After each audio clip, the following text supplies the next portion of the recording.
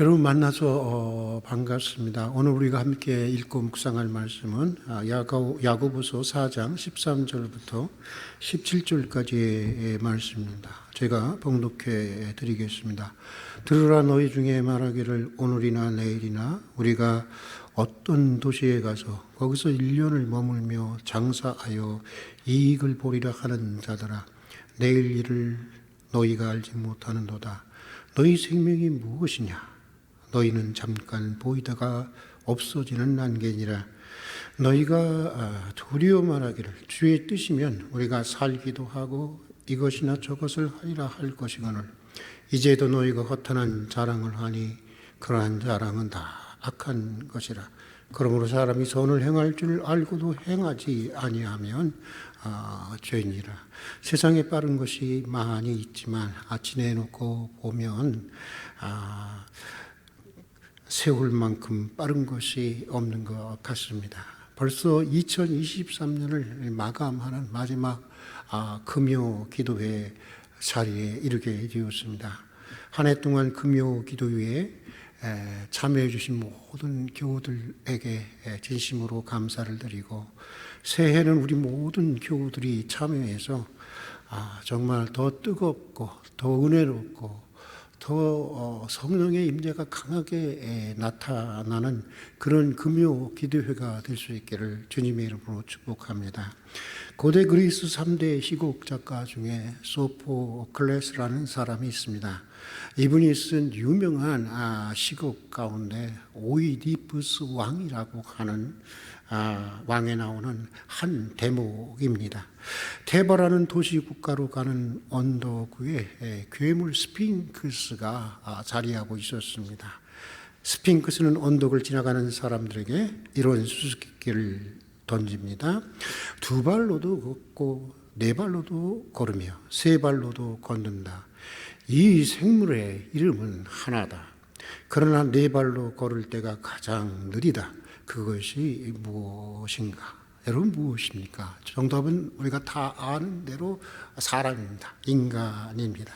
어릴 때는 기어다니고 네 발로 기어다니고 그 후로는 두 발로 서서 다니다가 늙어서는 지팡이를 짚고 세 발로 다니는 사람이 정답입니다.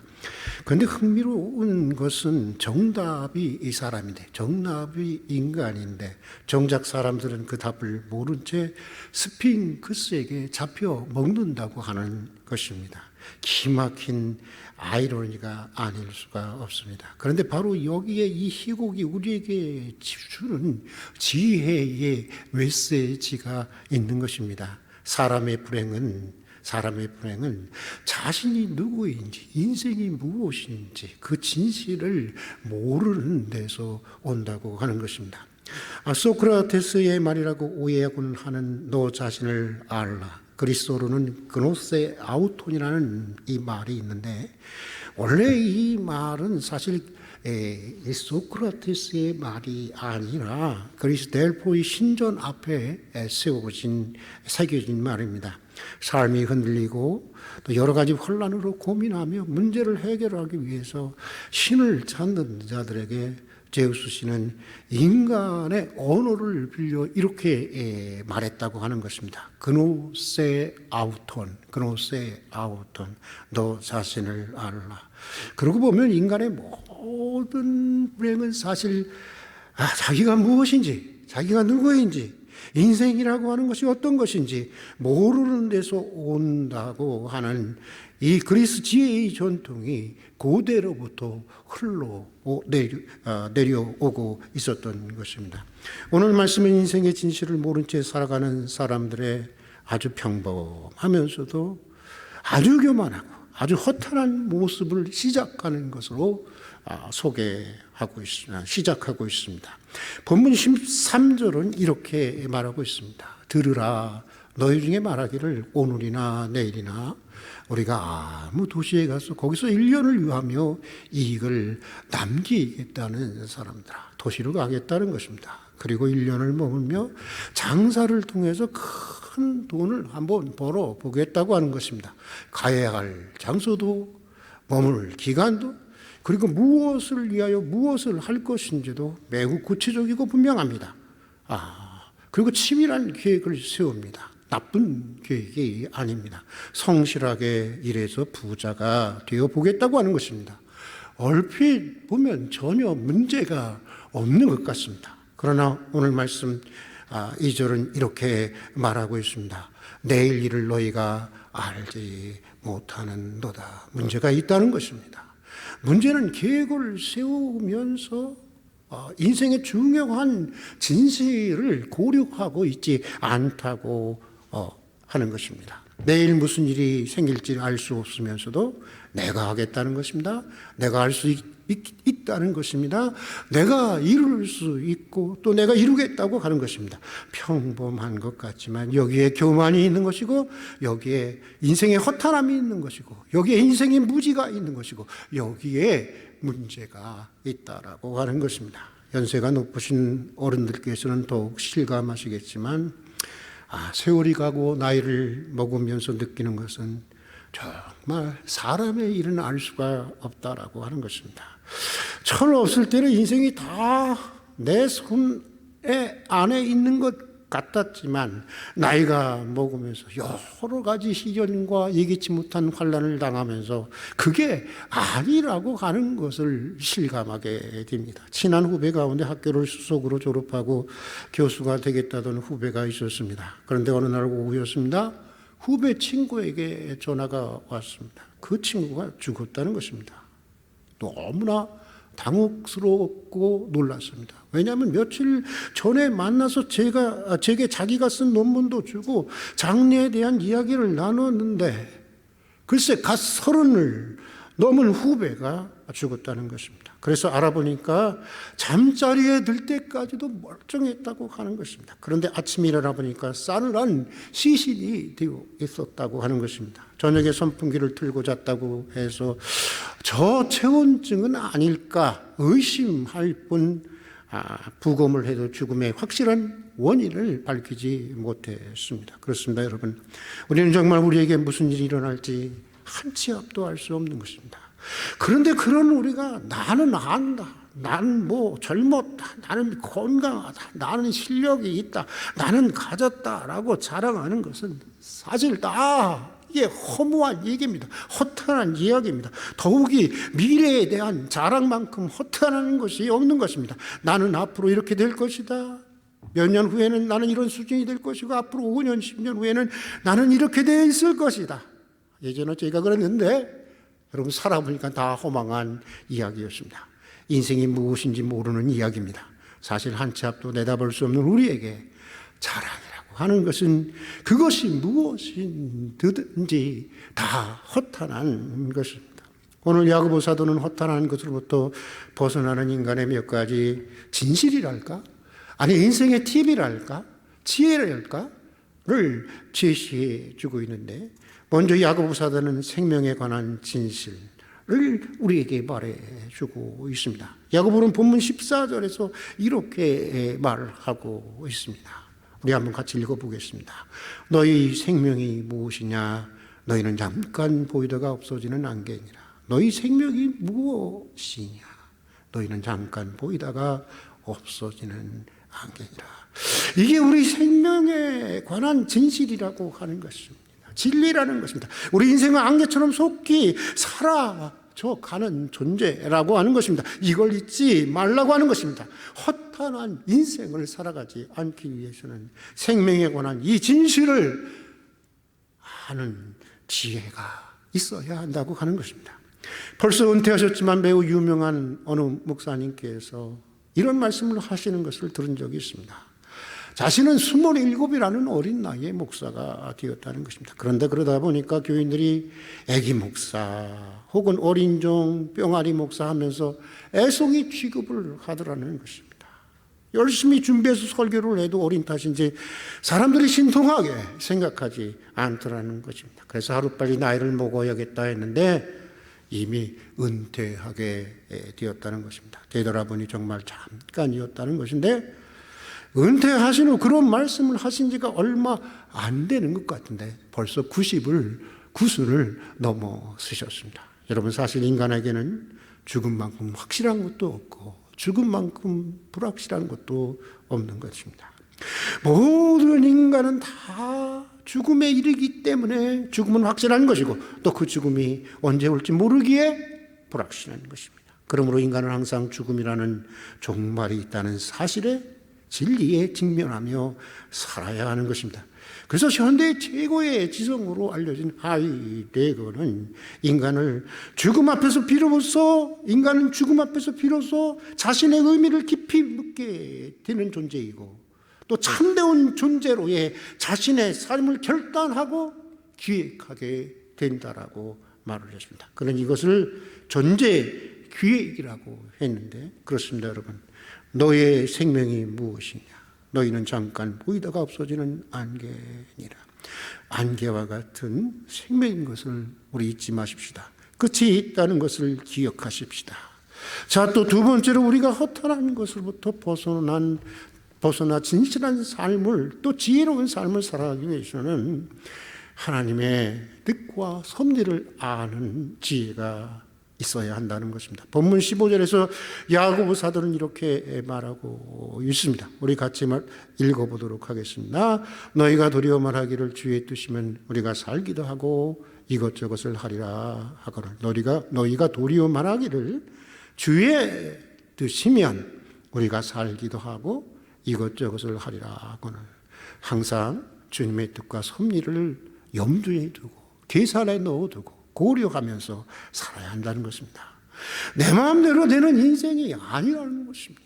내 마음대로 되는 세상이 아니라고 하는 것입니다. 그래서 바울 사도의 편지를 보면 언제나 그는 주님의 뜻을 강조하고 있는 것을 보게 됩니다. 주님의 뜻이면 가겠다. 주님의 뜻이면 다시 오겠다. 주님이 허락하시면 속히 나가기를 원한다. 만일 주님이 원하시면 너희와 함께 얼마 동안 머무기를 바란다. 바울의 모든 인생의 계획에는 언제나 하나님의 뜻이 있었습니다. 하나님의 섭리가 고려되어 있습니다.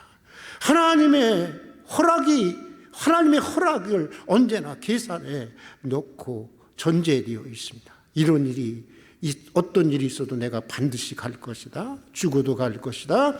목이 부러져도 가겠다. 고집부리지 않았습니다. 항상 겸허하게 주님의 뜻을 물었고 주님의 뜻을 받아들입니다. 가든지 못 가든지 살든지 죽든지 다만 주의 뜻과 섭리 그분의 허락 여부를 따라서 나는 움직이겠다고 하는 것입니다. 그러니 삶이 무겁지 않습니다. 억지스럽지 않습니다. 물 흐르듯 자연스럽습니다. 아무리 하고 싶고 아무리 좋은 거라도 주님이 허락하면 하는 것이고 허락하지 않으면 안 하면 되는 것입니다. 해도 좋고 안 해도 좋은 것입니다. 주님의 뜻이니까. 대개 우리 삶이 무겁고 억지스러운 것은 돌아보면 자신의 뜻과 자신의 의지를, 자신의 소원을, 자신의 고집을 과도하게 관철시키려고 하는 데서 오는 경향이 많이 있는 것 같습니다. 좋은 계획, 좋은 비전일수록 더 그럴 수가 있는 것입니다. 조심해야 하는 것입니다. 우리가 이것을 알아야 하는데 주님의 뜻은 종종 우리의 생각과 다를 수 있는 것입니다. 아니, 솔직히 살면서 느끼는 것은 거의 다 다릅니다. 여러분 건강한 것만 주님의 뜻이 아닙니다. 병드는 것도 주님의 뜻일 수 있는 것입니다. 성공하는 것만이 주님의 뜻이 아닙니다. 실패하는 것도 주님의 뜻일 수 있는 것입니다. 사는 것만 주님의 뜻이 아닙니다. 죽는 것도 주님의 뜻일 수 있는 것입니다.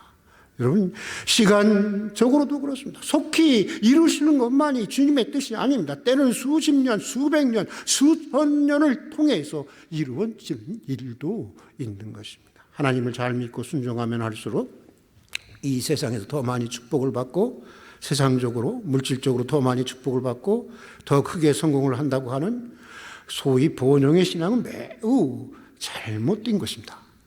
물론 여러분 이 세상에서 하나님을 잘 믿고 순종하면 할수록 더 많은 축복을 받습니다. 그런데 그것이 꼭 물질적인 축복이라고 생각하는데 문제가 있는가 싶습니다. 그렇지 않다고 하는 것입니다. 인류 역사에서 하나님을 가장 잘 믿고 가장 잘 순종했지만 아주 무참하게 처형을 당한 예수님의 십자가의 사건이 그것을 우리에게 분명하게 말씀해 주고 있는 것입니다. 그를 목회자로 본다면, 예수님을 목회자로 본다면 그처럼 실패한 목회자는 없는 것입니다.